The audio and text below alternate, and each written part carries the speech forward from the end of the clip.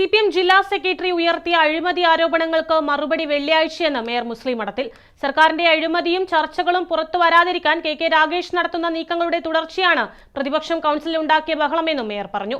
K രാഗേഷിന്റെ സ്വത്ത് വിവരങ്ങൾ ഉൾപ്പെടെ എല്ലാ സാമ്പത്തിക വിവരങ്ങളും അന്വേഷിക്കണമെന്നും മേയർ ആവശ്യപ്പെട്ടു.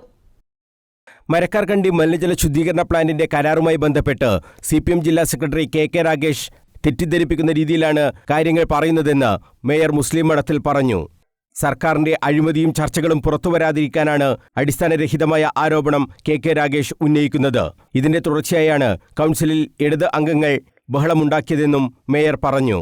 സംസ്ഥാന ഗവൺമെന്റിന്റെ കൊള്ളരുതായ്മകൾ, അഴിമതികൾ അതൊക്കെ പുറത്തു വരാതിരിക്കാൻ വേണ്ടി, ചർച്ച വരാതിരിക്കാൻ വേണ്ടി പ്രാദേശികമായി എല്ലാ സ്ഥലങ്ങളിലും ഇവിടെ നിങ്ങൾക്കറിയാൻ സാധിക്കും, തളിപ്പറമ്പ് നഗരസഭ പോലെയുള്ള നന്നായി നടക്കുന്ന നഗരസഭ ഇത്തരം UDF സംവിധാനമുള്ള എല്ലാ തദ്ദേശ സ്ഥാപനങ്ങൾക്കെതിരെയും അഴിമതി ആരോപണങ്ങൾ ഉന്നയിച്ചുകൊണ്ട് ഇത്തരം ചർച്ചകൾ, സംസ്ഥാന സർക്കാരിനെതിരെയുള്ള ചർച്ചകൾ വഴിതിരിച്ചുവിടാൻ വേണ്ടിയിട്ടുള്ള ശ്രമങ്ങളാണ് ഇവിടെ CPM ജില്ലാ സെക്രട്ടറിയുടെ നേതൃത്വത്തിൽ നടക്കുന്നത്.